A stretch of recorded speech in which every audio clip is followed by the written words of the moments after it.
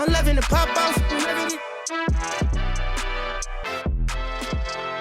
What's good? Welcome back to the Fro and the Flow. The Pop Off Podcast. This is a conversation show about the NBA free agency. I'm your host, Ralph Compiano, and I apologize if I sound like hot dick. I left my laptop at the gym coaching basketball, so I don't have my mic, so I'm going through the AirPods. But this is good because this is the way that we used to record when we had those shitty snowball mics. I'm, of course, talking about myself, and Jack The Martian Martin, one of my favorite people in the world, one of my best friends in the world, and just the best person to talk about basketball with. If you're not familiar, if you're a newer fan, we used to host a show in college called The Fro and the Flow. The things that belong on our resume are predicting not just D'Angelo Russell to the Brooklyn Nets, but also predicting Kyrie Irving and Kevin Durant to the Brooklyn Nets. And then we also had a series called After Dark, where we would record after we got home from the bars. But all of that is in the archives. All of it has been removed. And now Jack is an integral part of the Pop-Off Podcast, one of my favorite people to talk basketball with. And we're going to break down free agency. A lot has happened the last couple of days, Martian. What is the best signing so far? Not the biggest signing, but what's the most crucial to actually changing championship odds? What moved Vegas, or not even what moved Vegas the most, but what moved a team the most towards winning the Larry O'Brien in your mind? Probably Hartenstein. Because, not that many stars moved necessarily this offseason. Chris Paul's a star, but he's 39. You know what I mean? Paul George kind of is, the biggest, name to go in terms of, star power, superstar. It's kind of what role players can you get as a contending team that's made it deep into the playoffs that can take you to the next edge? Because, you have to be deep. That's what's going to get you over the hump. You need one superstar at least. You don't need, a big three anymore. If you have one superstar and 9 dudes who are solid role players, you could really win a championship. And the thing with him, too, that I had, a couple Slack conversations, a couple in-office conversations about the Hartenstein deal, and the kind of general consensus seems like the money's big, but the contracts are so inflated. Tatum just signed that $350 million deal today. In the last year of that, let's assume he misses 10 games to injury, he'll make $1 million a game. The contracts are crazy. So Hartenstein's deal is it feels like a decade ago would be kind of $16 million a year, which feels really reasonable for a player of his caliber. It's just the money's fucking stupid, and it's going to take a while to adjust to it because it's going to be this guy's a bum. How's he making that much? It's just no, the money's crazy. But I think that they're just so deep. They got the Caruso trade. They got Caruso. You had a Western Conference Finals team. You had Alex Caruso and Hartenstein, the two guys that can grind in the playoffs, one of which has a finals ring. It just kind of feels like the perfect addition to an already, they didn't have to do much. And they still have their picks, too, which is Sam Presti. It must be so fun to be Sam Presti and just be, so good at your job. Well, think about the Celtics. What got them over the hump to win the championship? It was a 3-and-D, do-it-all guard in Derek White, and Caruso can fit into that mold. He might not be as good as Derek White, but does he really need to be? I don't think he does. And then they got Kristaps, who's a great rim protector, can stretch the floor, and he's better than Hartenstein, but they're different players. What did Oklahoma City need? They needed somebody to put next to Chet, to be a bully, to say, you're not going to come into our paint and out-rebound us by 15 in a game anymore. We needed, supersized Josh Hart to reel in 13 rebounds in the middle of May. That's what they needed so desperately. They don't need scoring. They've got that figured out with Shea, with Jalen, with Chet. They'll be fine on that end. They also re-signed Aaron Wiggins and Isaiah Joe, 2 role players that I really liked that are still just entering their second contracts, young players, figuring it out, and in the system. I think they have such a strong belief in their system that, to your point about Presti, he doesn't feel pressured to go get a DeRozan, a Paul George, a Klay Thompson. He's I'm cool with the guys that I got right now. And if I have to give Hartenstein, I think it was 3 years for $87 million, that is, it's middle tier center money. Jokic, Embiid, Giannis, those guys are going to be printing bills. They're going to be $60 million contracts in the next couple of years. And then you have the lower tier guys, the JaVale McGee's of the world is what I call them, or the Derek Lively's that are on those rookie contracts. It's in the middle of that. And that's what they needed. And they had the cap space to do it, so they went out and got him. I'm glad you mentioned him as the first person because I thought you were going to say Paul George, Klay, one of the bigger names. But I totally agree. I think that they are the favorites in the West now. And it's a large part because of Hartenstein. Because in New York, defense, rebounding, money, hustling his ass off, being a tone setter. But offensively, when he was with the Clippers, really his best asset was being kind of like Mason Plumlee, like a really underrated passer for a center. And he's going to fit perfectly into this offense, being able to find cutters and shooters and scorers in so many different positions. So much better than like a Jalen Williams, the other Jalen Williams did for them. Or they signed Bismack Biyombo this year. Like that guy can't do shit for you on offense. He's only going to do one thing. He's also a guy who's like performed really well on the biggest stage of basketball. Yes. Like really intense playoff series in the best season in a historic franchises, like in the last like couple decades. Like that kind of says a lot. And like obviously like OKC fans are like diehards. It's like I'm sure it's like a huge part of living in Oklahoma City, like if you're a sports fan. And if you can go and like play your dick off in Madison Square Garden and like battles, why can't you do it? Like you're ready. Like I feel like this kind of have everything now, and like this is one of those free agencies where there's a lot of money coming in.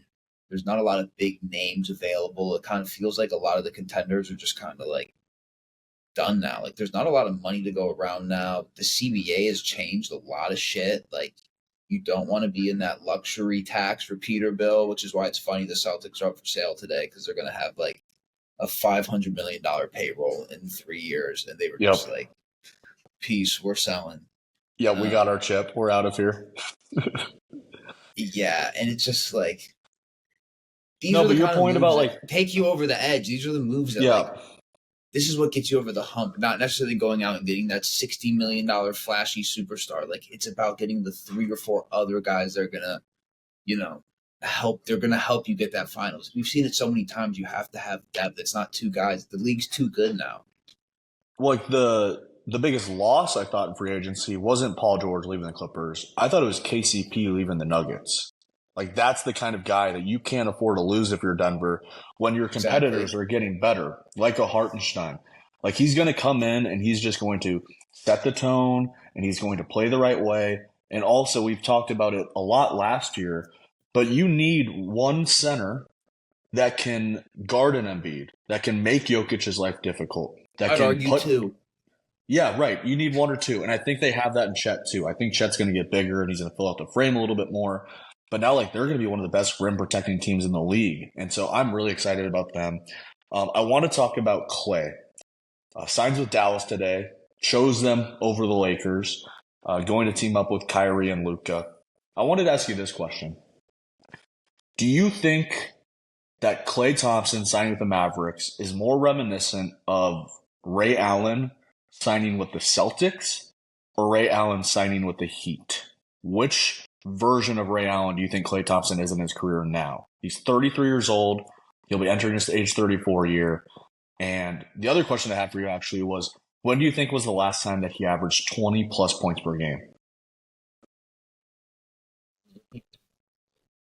Last time 20 a game? What season? 2016, 17? Okay, so that's the thing. It's like we have this idea of Klay in our minds now. He averaged 21.9 points per game, not this season, but the previous season, 22-23. He was still 22 a game. He was 41% from 3 on 8 attempts a game, and he was shooting, where's the field goal percentage at? 44% from the field. So his numbers have dipped from the field goal percentage standpoint, but he's still capable of getting 20 a game. He was 18 points per game this year, and he led the league in free throw shooting at 93% because he's Klay Thompson. I mean, yeah, I don't even know how I compare him to, like, I mean, maybe Ray Allen on the Heat, but, like, I don't know. The way I see it, like, what I wrote down here, like, they added Klay, but they lost Derrick Jones Jr. and Josh Green, who neither of them necessarily impressed me a whole lot in the finals, but, like, Derrick Jones Jr. was part of one of the best starting lineups in the league post All-Star break. Like, I love Derrick Jones in a final starting lineup, like, he was impactful, and then you just you add Klay, who's coming off a bit of an off year. the smear campaign's already started. I'm already seeing stuff about how he was, kind of whiny in practice and behind the scenes. Like the Warriors are really just kind of letting it slide on him right now because they got fucked. They fucked themselves. Mike Dunleavy has shot himself in the foot, but I don't know. Like they struggled from three in the finals. The Mavs did. Yep. They got shut down. The corner three got completely cut off. Well, let me do the Ray Allen thing really quick. Klay also went 0 for 11 in the play-in, so it's just like, are you getting 2016 Klay, or what's post 3 major knee surgeries going in like your age 34 season looking like? Like I don't know if it's not a bad deal. 3 years 50 in today's money, sure, like that's fine. But like, does it take you over the edge? Does it give you that final push? Like, I don't know. But yeah, I'm interested to hear Ray Allen too. So he's 33, going to be entering his age 34 season. He and Ray are on similar career trajectories. They both came to the league at 21, and Ray, his age 33 season, was his second season in Boston. Okay, so he was 18 points per game, sacrificing shots because he teamed up with Paul Pierce and KG. What year was that? And Rondo. 08? This will be 2008-09. So 07-08, they won the ring. His first year in Boston. Okay. The year after that. Damn. So he's 33. And, they lost to, I can't believe, who did they lose to? I think it was maybe the Magic, and then the Magic beat the Cavs in that playoffs because KG got hurt. But then they go to the finals the next year, 2010, and they lose. And so he was still, a top 25, top 30 player in the league. I don't think anybody would make that argument for Klay right now. Like, he's probably top 75, top 80 in the league still, somewhere in that range. But I believe that he could... Like, the shots that he was getting in Golden State were so predicated on movement still, and that's just not the kind of player he can be anymore. He's not the same movement shooter that he was in 2016, 17, and 18, where it's like, oh, we can run Klay off of 2 screens, sprinting full speed, catching and shooting, and fading into the corner and out of bounds and making ridiculous shots. You don't have to do that with Luka. Luka was spoon-feeding Josh Green, Derrick Jones Jr., Dante Exum, Tim Hardaway Jr., wide open looks, like as open as you can get in the NBA. And if Klay can just knock down 3 or 4 of those a game, he's worth the contract. I mean, 3 for 50, like fucking Tobias Harris, he just got 2 for 56 or wherever the hell it was. Good like, I'm taking him, man. He's a part of the $300 million contract club now. But I'm taking that Klay contract every single day. I think it's such a bargain for a guy that is literally, if not the second best shooter of all time, then at least a top 5 shooter of all time, along with Steph, Reggie, and Ray. Yeah, when you put it like that, I like that. Because that's true. Like, at that age, when you come off, like, I've never had a major knee surgery, but, like, and Achilles.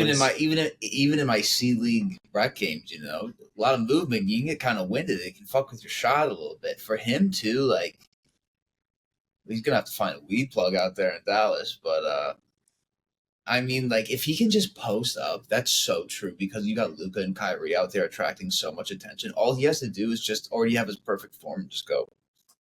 Like, that can't be that hard. If you're that good at shooting, like, it can't be that hard to just make an open 3. And it's just like you plug him into a lineup with Kyrie, Luka, but then also Lively and his gravity to the rim. Lively. And I think PJ Washington gets even better. Like, I think that's a great starting 5. I'm kind of sold on it now. I think I was a little bit iffy on it. Like, I didn't think it was a bad signing by any stretch. Like, they needed a player like that. They needed depth, clearly. But, like, I kind of like that. If you put, all right, I can rock with that. Let's go. Another thing we used to love on the Fro and the Flow was looking at the nicknames that Basketball Reference had assigned to NBA players. You'd never believe Klay's. I've never heard like half of these for him. The very first one that they list is, in parentheses, Big Smokey. That's the first one. Big Smokey. Like, it's unbelievable. The second one is Killa Klay. I haven't heard that before. I have heard Game 6 Klay. Like, they'll associate that with him on like First Take or something like that.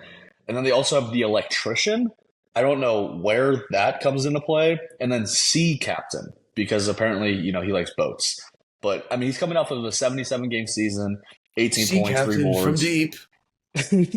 The Electrician, he's lighting it up. Or what a Big Smokey, he's reefing the defense. I mean, it's just kind of ridiculous. But I kind of like it. I don't hate that. I'm I'm kind of sold on it. What do you think about PG to Philly? I kind of had Okay. some. Yeah, that was the I next wrote a thing that I couple had. things I mean, down.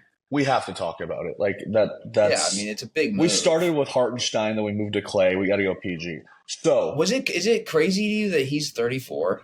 yes, that's ridiculous. That's crazy to me. Like I mean, I would have pegged like 32, but like I guess it kind of makes sense because he came into the league as like a shooting guard when I was like seventh grade, maybe. And Like, then grew like 3 inches after he got drafted at shooting guard. They're like, oh, you're going to be a small yeah, forward and a small ball four now out of Fresno State.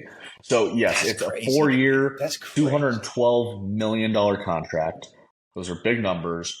I think if you're Morey and the Sixers, it's just like you have to do it. I don't think you have much of a choice because That's what Anunoby I was already thought. signed. And that would have been my first target just from like an age standpoint and like what my team needs, 3 and D, that kind of guy, like a grittiness. Right. But to George's credit, like I'll pull up the basketball reference, but he has been the most available on that Clippers team throughout their tenure together. The last 5 years, he's been the guy that like he might not have the best moments or the most memorable ones, but at least he's showing up and he's playing. Like he's going to give it what he has. And I also think that this is inarguably going to be at least the best regular season player that he's played with yet. I know Westbrook was amazing in OKC, stacking up triple doubles. I know Kawhi, when he's at the peak of his powers, is ridiculous, but he's so unreliable.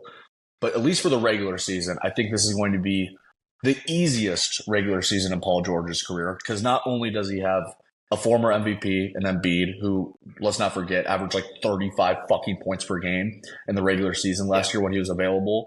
He also has Tyrese Maxey, who's only going to keep getting better. Like I think he's on an exponential curve for player growth. I think he's unbelievable. I think he's one of the best young guards in the league.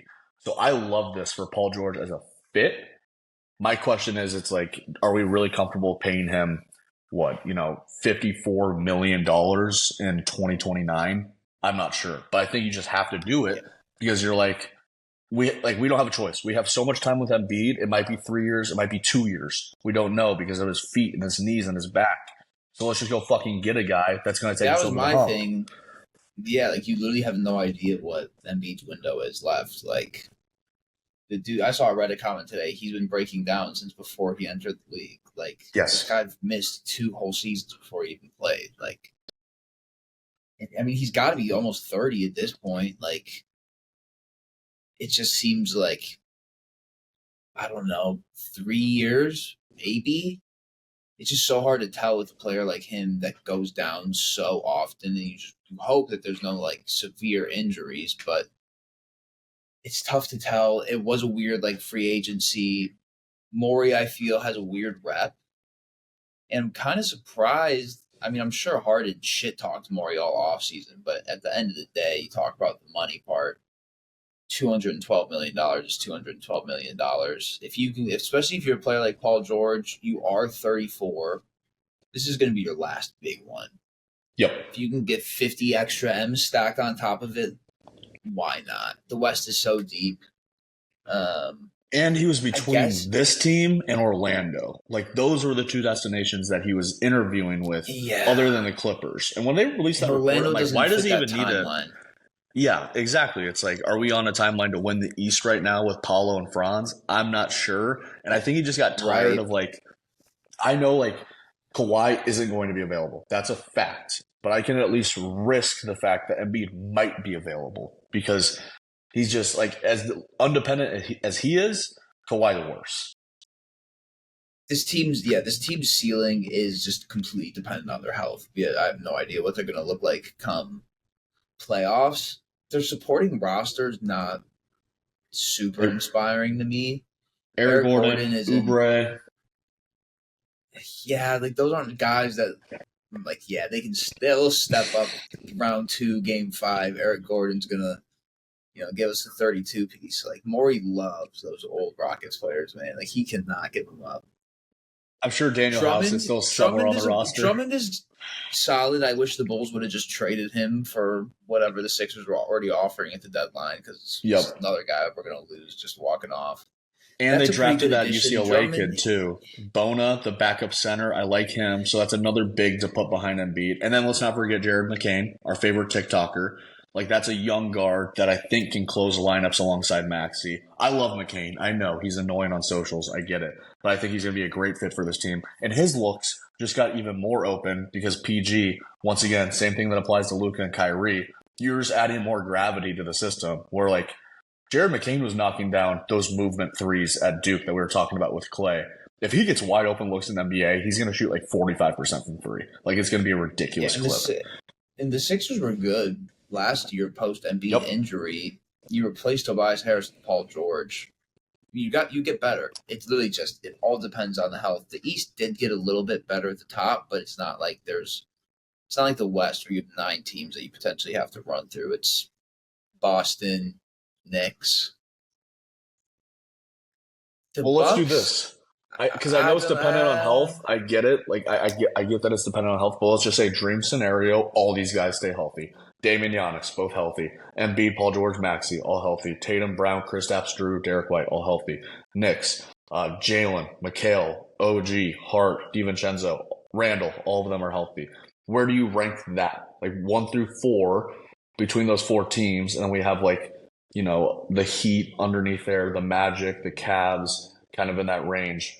Where would you stack those 4? Because I would still have Boston at 1 because they deserve it, right? Who's 2 then?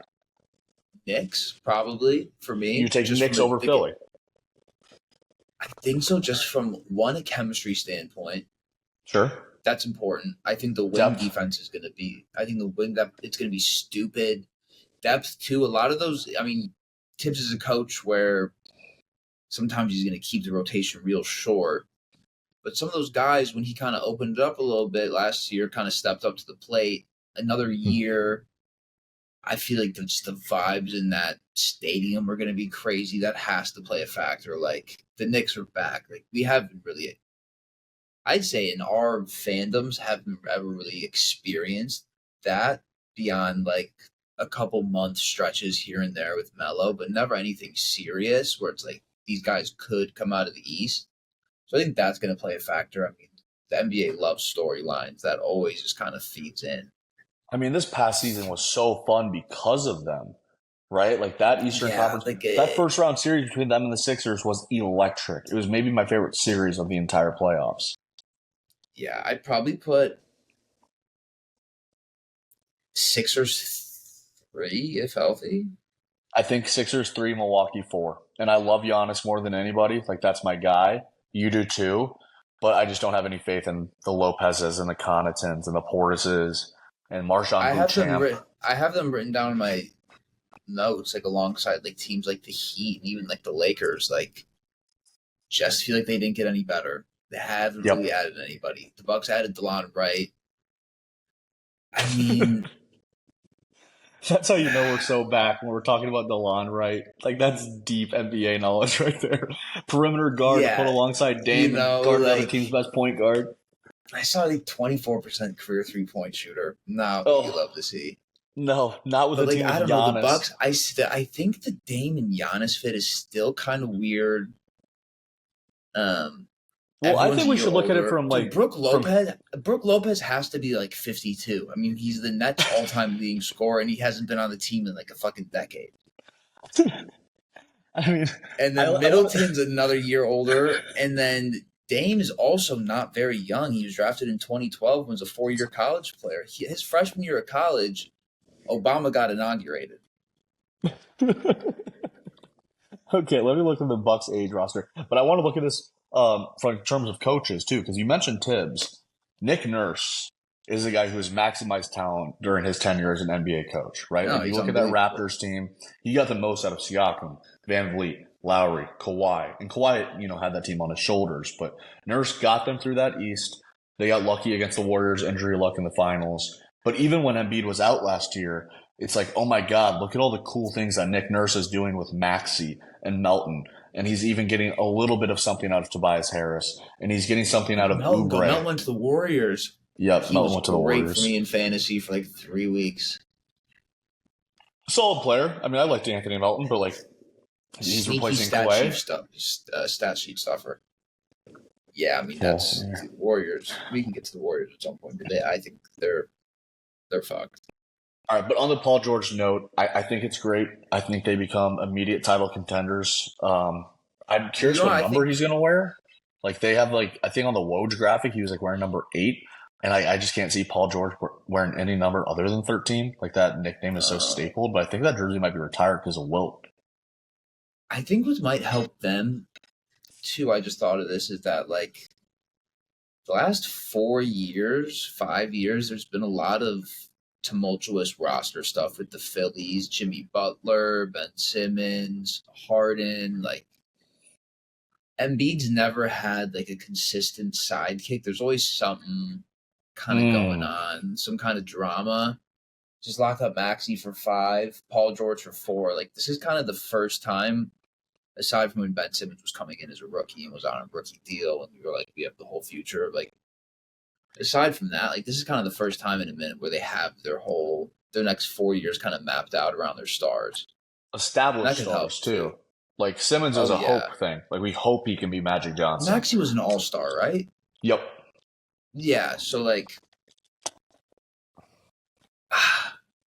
it just kind of depends how shit shakes out. Like, I mean, injuries are a bitch, but they're real, and a lot of these teams have some miles on them. So, like, the thing I worry about too with them though is Embiid playing the Olympics. Like, he's already gonna have miles on him going into. There's no way he should log any minutes in the Olympics. There's just no chance. He should play 2 minutes a game.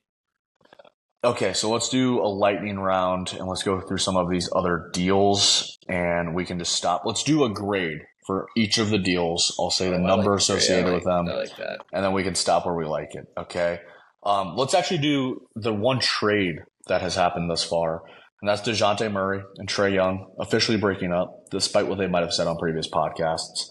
Murray gets traded to the New Orleans Pelicans for, I believe it was Dyson Daniels, Larry Nance Jr., and like a 2025 and a 2027 pick. So Murray is now joining Zion, CJ, and Ingram, and the Pelicans are actively shopping Ingram right now. Yeah. Correct. If he ends up with the Kings, then the Kings, once again, just a reclamation project for me, where I'm like, wow, my favorite team, got my favorite player. That's exciting stuff. There's no way they're your favorite team anymore. That's such cap, but whatever. It is total cap. It is. But like if they get Ingram back, I mean, once they traded Halliburton, that's fair. Like, if they get Ingram, you can totally go back. Yeah.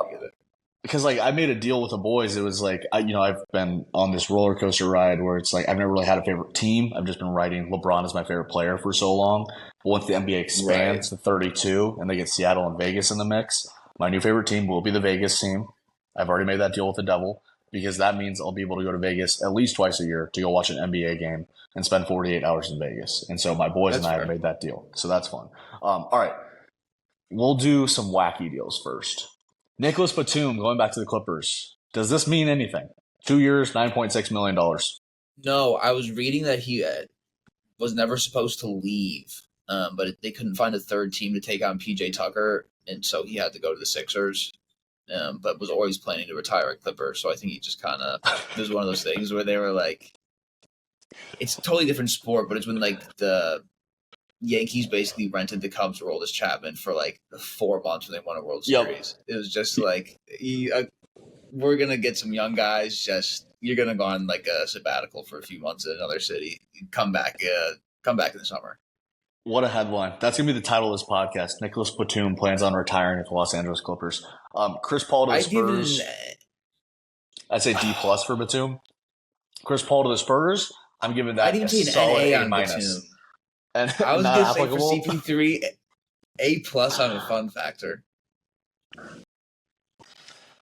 I mean, just from like a development standpoint, like I think it makes perfect sense. I think it's a cool maybe last stop for him. Like, what a full circle he's had. And especially if you're the Spurs, you literally have nothing to lose. He's obviously lost a few steps. He's like almost 40. But that's going to be fun. I think it's going to be pretty invaluable to the locker room. They need their young guards to be ready to set up Wemby for success. Like, I think it's cool. I think it's a fun move. I'll give it an A+ for fun. The first pick and roll that I see between Chris Paul and Victor Wembanyama, I am going to have to control the urges in my pants. Because that's it's really funny height difference. Chris Paul is really short, and like he's really tall. I think he's shrunk since he got to the league. I remember like in the old like 2K like 11s, like they would list him at 6'3". I'm like, there's no way he's 6'3". And now They I got look at into a him in picture where he's like putting his hand on his head and like the league has like exponentially gotten bigger over time. Like now our guards are like 6'5", 6'6", and Chris Paul has just been like one constant like 6'1" guy that's been out there. But it'll be fun to see him like yeah, teach, Trey Jones the tricks of the trade, Stephon Castle, like this is how you guard on ball, this is how you read a pick and roll. And him and Popovich, just the it's brain perfect. trust. It's fun. And he doesn't raise their ceiling a whole lot. They're not going to be a playoff team most likely, but he at least raises their floor. Like they're going to be a more competent offense that can make an entry pass to Wemby. He got waived on a $30 million deal and signed an $11 million contract. So good for him for making like $40 million. And this new one, he's in Texas too. No state income tax, making money moves. You got to respect that. With his boy Popovich too. The Clippers, it says they add Kevin Porter Jr. That is the language in the contract that was negotiated. Dude, they signed the Flasher last year too. Tough looks. Who's the flasher? Primo. Oh, Josh Primo. Oh, fuck. Yeah. Do you think Louis C.K. might be one of their assistant coaches? Is that the route that they're going down? Just being like, hey, if we I can't heard he's got front row seats at the Wall. They got James Harden too. Like they got some questionable decision makers on this team. That one is Talented player. like, is it worth it? Is it worth it? Is my question. Is it worth talking about, or is it worth signing Kevin He's Porter a Jr.? TBD. Is he going to play a game or like? I would say TBD on that one. Okay, Is he going to make it through training camp? We can land on that. That's fine. They also signed Mo Bamba, so that's exciting. So they're just like, I guess, going after like 2K players. They're not awful. I think they're going to get DeMar maybe. Ooh, if they get to Rosen, that's a difference maker, I think. But then again, it's the Clippers. Something will fuck. They also signed Chris Dunn. I mean, how many fucking roster spots does this team have? We talked about DeLon Wright. Let's do your guy. Let's do Jalen Smith to the Bulls. We talked about it a little bit on the pre-call. This is interesting to me because now this just tells me, it confirms the beliefs that I had on the pod with Grant a couple of weeks ago that they're in full rebuild mode. They are building for the future. They're doing everything they can to give Vucevic less minutes by going out and signing a young center, 3 for $27 million. And then we could talk about Patrick Williams re-signing 2, 5 for $80. This is exciting to me if I'm you, because it's like, okay, we're in developmental mode. I'm not sure how much you believe in their staff as developers, but like we've seen the Kobe White experiment. Like I'm not sure if that was all Kobe or Chicago had something to do with that. Lonzo got better while he was there in the short stint that he was able to play. But like, what's your enthusiasm level with these two signings? The re-signing and then the going out and getting Jalen from the Pacers. I'm pretty excited about it. I mean, they're like the Smith deal is like pretty reasonable. It's like $9 million a year. Yep. Pat Williams was like $590. Him and Kobe together make like 32. I like Pat Williams. I think I'm a bit higher on him than maybe some other people. I thought he was kind of making some great strides before he went down last year. Health has kind of been a bit of a question mark with him so far. But the biggest thing with him is that there's always this question mark about what his offensive potential is. And it's kind of been always shot. He's always the fourth option when he was out there. Sometimes the fifth. A guy like DeRozan, when he's leading your offense, he commands the ball in his hands a lot. He's a good three-point shooter. He's like a sneaky, like 40% three-point shooter. He's a great defender. His rookie year, obviously, they were horrible, but he was getting put on LeBron, Giannis right away. I think Smith, too, he's like 24. Pat's kind of one of those guys where you're like, damn, he's still like 19 forever. Like he's been in the league for 5 years, but he's 20 years old. We're just going young. I just want direction. I just want to like look forward to something instead of it just like I was telling you earlier, it's just like such a drudge. Like there's not many ups to make up for all the downs of being a Bulls fan the last few years. And just like you find yourself buying into these stretches where you go like, 6-4, and you're like, nah, we're turning it around. We got a comeback win. All their wins where they started off down 20. It was just those 6-4 stretches. They're really meaningful. Come on, we're inching towards 500. We're getting there. Maybe if we win 2 in a row, we're gonna get over. It's just like I would rather win 25 games, score 115 points, give up 118, get a high draft pick, keep it moving. The staff, notoriously, we're not good at developing. I mean, Larry Markkinen, that didn't turn out great. Yeah, then he goes and blows Billy, up but elsewhere. I feel like Billy's kind of a young guys coach. I mean, he won college championships. These guys are obviously older than Yeah, collegiate 17 athletes, years but ago. I mean, Jesus, we were fucking in third and fourth grade when he won those man, championships. I don't Like know. Patrick is 9 points per game, 9 points per game, 10 points per game, 10 points per game for his career so far. 28 minutes, 25 minutes, 28 minutes, 27 minutes. The bright side, the worst he's ever shot from three was his rookie year, and that was 39.1% from three. He was 40% this year, 41% the year before that. And then the season where he only played in 17 games, he was 52% from three. So he can shoot the lights out. When he broke his wrist. But he's only, 3 attempts per game. Like, he's got to pump those numbers up. Like, the Matthew McConaughey speech in Wolf of Wall Street, those are rookie numbers. We got to pump those motherfuckers up. You got to be beaten off 2 to 3 times per day. I would say I'm cautiously optimistic. I don't know if it's delusion creeping in just because it's been such a rough decade, and I'm willing to find anything that gives me a glimmer of hope. Obviously, we got to see how it plays out, but the way that's constructed, I think Giddey's going to be a good guy to kind of help facilitate everything. Kobe's clearly not an on-ball playmaker. I think he moves best without the ball. Pat getting some more attempts. I think Giddey, the way he plays too, is going to be great with Pat cutting. He's a great athlete. He's a great finisher. I can't pronounce the rookie's name yet.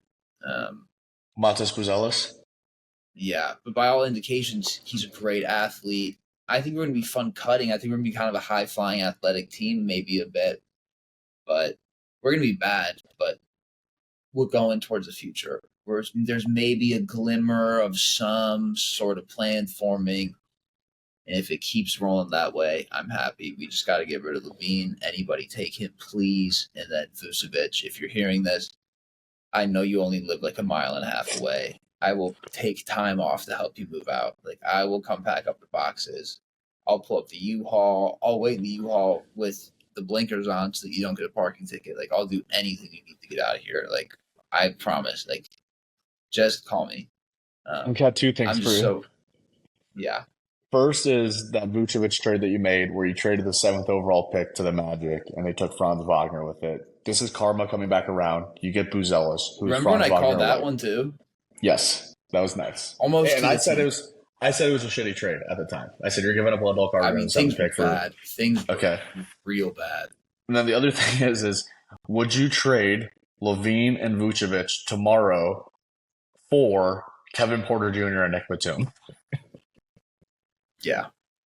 That's how desperately you want to get rid of these pricks. Dude, that's $65 million off the books. No, I know. The Clippers couldn't do it in any feasible world. It wouldn't fit under their books. And they're trying to get rid of Lonzo, too, apparently. There's $85 million of contracts. Just in the air. We got to get rid of. I'll tell you, when I play 2K and I do the trade finder with the Bulls, it's really tough to get rid of them even then. It's you have to get Chris Middleton back and give up 2 picks. And it's well, fuck. Now I got to get 3 years of Middleton. Levine, Vucevic, and a couple first-rounders for LeBron in the sign and trade. Who says no? I think LeBron says no. I don't know, but if Brownie comes with him. He's not waiving that no-trade clause. All right, a couple of other teams that signed, I think, savvy vets that can help them out a little bit. Phoenix is kind of dead in the water, but I like the Plumlee signing for them. Mason Plumlee, good center, good playmaker. They drafted Ryan Dunn from Virginia, who's the best defender in the draft. So I like the additions that they've made this offseason, but at the same time, yeah, who knows? But they still have Kevin Durant. Bradley Beal's got to be the most negative asset in the league. They've got to be kicking themselves every day. Is he more negative than Levine, though? I feel like Levine's still a little bit worse. I feel like if they were shopping Beal, they'd at least get some tasty offers. I don't think so, dude. Yeah, Beal was you're putting up probably right. 30, averaging. He was putting up big numbers on dog shit teams, and now he plays like 40 games and averages what 17 and makes 50. Yeah, I think no, they're you're kind of right. on even ground. Speaking of guys that are I sneaky think old, like Phoenix is fucked. he's like a low key 30 right now. Yeah, Yeah, 31. he got drafted a minute ago. Like, yeah, he's been around for so long, dude. It's crazy that these guys are like, it's nuts. They used to be the young guys. We're so old. That's what you're saying. Where the Um, time goes. the Mavericks. We didn't mention the fact that they signed Najee Marshall. This is the Western Conference Josh Hart. They got him from the Pelicans. I love Najee Marshall. So if you get rid of Derrick Jones Jr. and Josh Green, I'll miss Derrick Jones Jr. receiving lobs from Luka. Those were some of the most exciting plays in the league last year. But if you go out and you get Najee to replace him and Clay's replacing Green, that's a win for Dallas this offseason. So good job by them. Yeah, they kind of. I mean, you framed the Clay deal the way that you did, and with the way the numbers are too.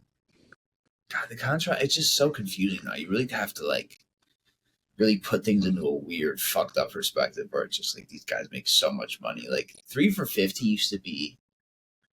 I wonder what the Mike Conley deal was back in the day that blew everybody's fucking minds. So Chris Vernon just tweeted that out today when Jason Tatum signed his extension. Tatum's extension was the biggest deal in NBA history today. It was 5 years for $314 million. Ridiculous. That's $60 million a year this year. And like you said, by the end of it, it'll be near $82 million. So $1 million a game. Mike Conley's contract, when he broke the record, 5 years, $154 million. So Tatum literally doubled it. Not 308, 314. He's making more than double what Mike Conley's was. And that was in 2015-16. Yes, 5 years, 154. Yeah, Paul George's got 212. I mean, dude, it's just insane. The way that things have changed is. I mean, you go to McDonald's, dude, and it's like Big Mac meal is going to cost you $11 now, bro. Like Barter was ripping that in the chat today. Inflation, dude. It's not even Taco Bell is safe anymore, man. It's fucking crazy. Nothing.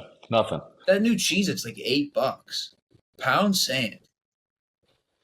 Pound sand. All right, it wouldn't be the From the Flow if we didn't end it on just a really weird note. Shout out to Black Sam. This is a gentleman who pronounced this low post scorer's last name differently than I had ever heard before. It was the most rapper way to ever pronounce the last name. He said Jonas Valanciunas. He pronounced his last name like it was a designer bag. Jonas Valanciunas signed with the Wizards today. 3 years, $30 million.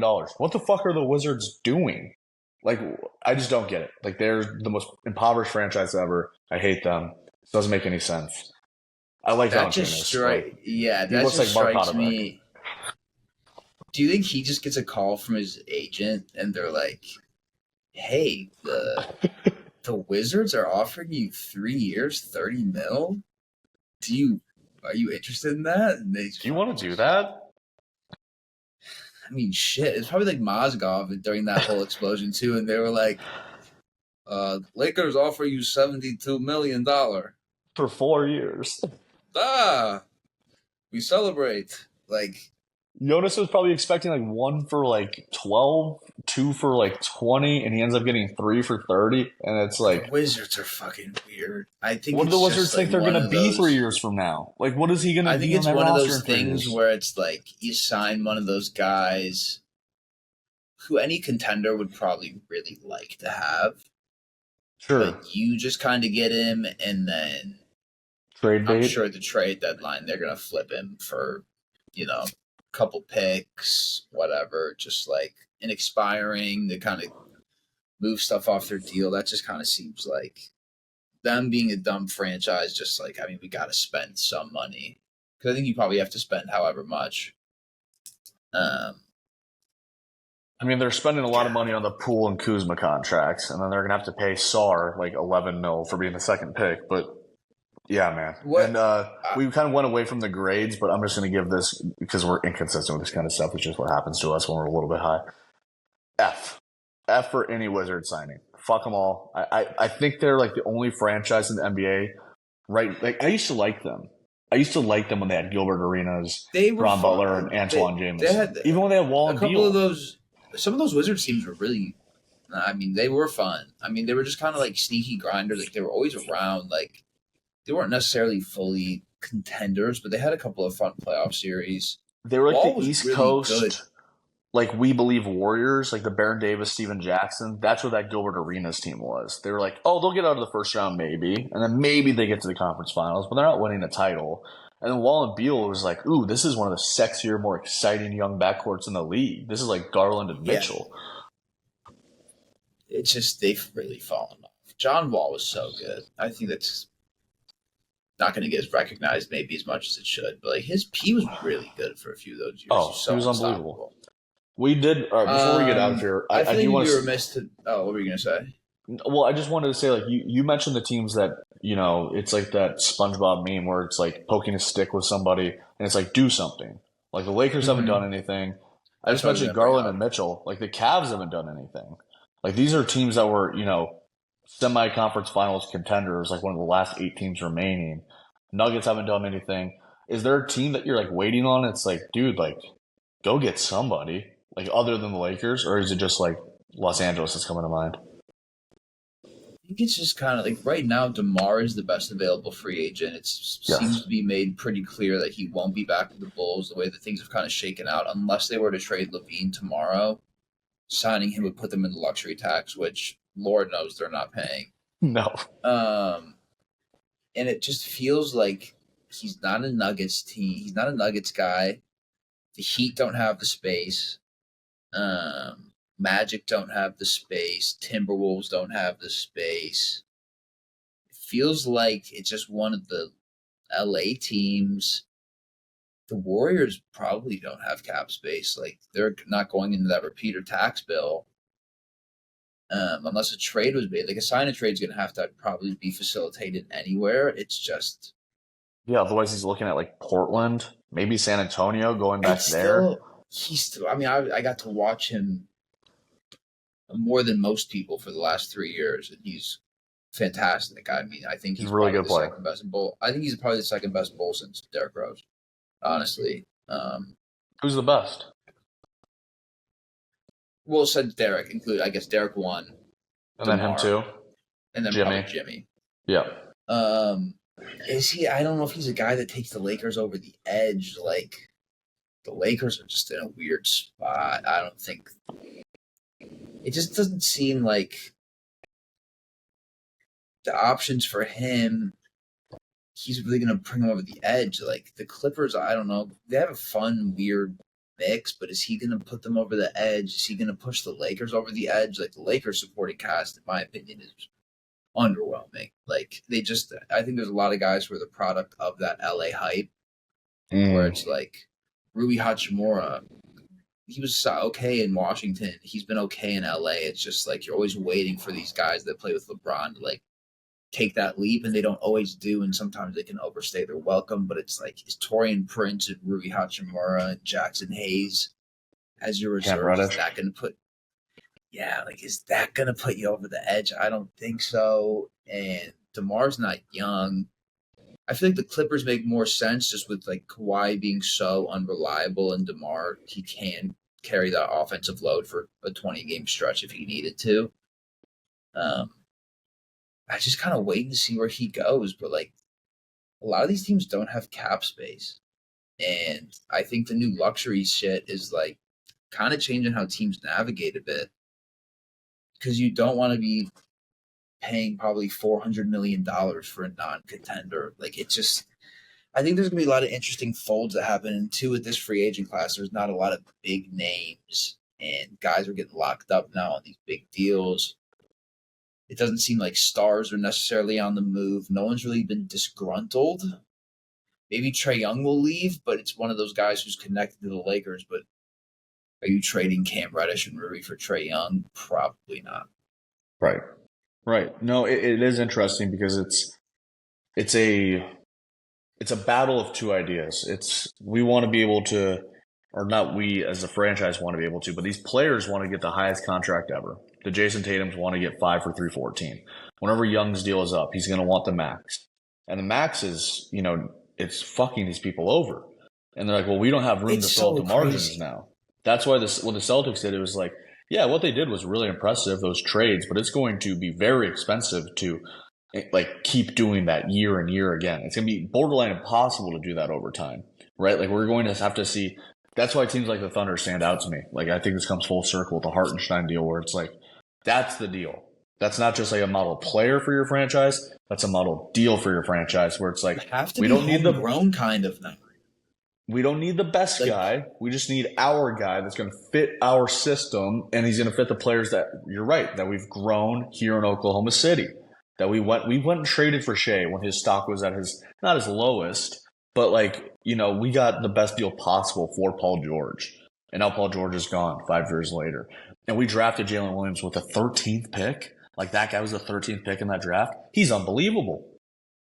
I think too these guys are just. We're seeing the talent spike at a much younger age, and I think it's happened kind of quick.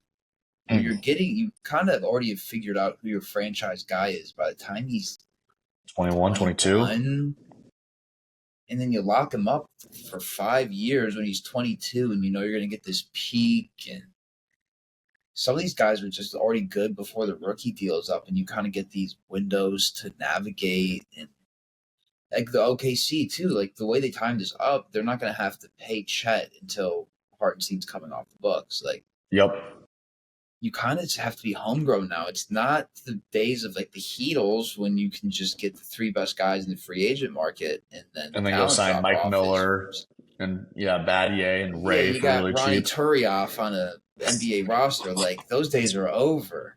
Joel Anthony playing critical minutes. Yeah, like that's not happening anymore. It doesn't. You gotta Norris have Cole. a good 1 through 8, 1 through 9 even. Like it's crazy, and I think it's just shifted quick. I think it's happened very quickly where these guys like Tatum and Brown were getting shit for, they can't win a championship, and I fucking hate the Celtics more than anybody. But you got to give them their props. They're 25 and 26. That's 3 or 4 years ahead of the curve. Yep. Yeah, and the Lakers' biggest thing that they've done this offseason is they re-signed Max Christie for God knows how much money. Shout out, Shout out Max Christie, Arlington Heights kid. Good for him getting his money. Get that back. All right, Martian, thank you for doing this. Everybody, thank you for listening to this special edition of The Fro and the Flow. God, we're like 6 years into The Fro and the Flow? Something like that? When did we start? Was that 2018, 2019? 2018, 2019, yeah. Crazy. God. Yeah. Still doing it, man. Still cranking out NBA pods. Nothing better. Paul George was in his 20s when we started. Yeah, Paul George was, I think he might have been averaging like 8 points per game because he was just coming off of that crazy Olympic injury. That might have been when it was. I'm not sure. My timelines are all mixed up. But thank you guys for listening. That's fucked up. Yes, we love you for listening. Good to be back. We appreciate you. Yes, you're the best. And we'll see you guys on the other side. We're going to be talking about the Bear later this week. Peace out. I'm loving the pop off.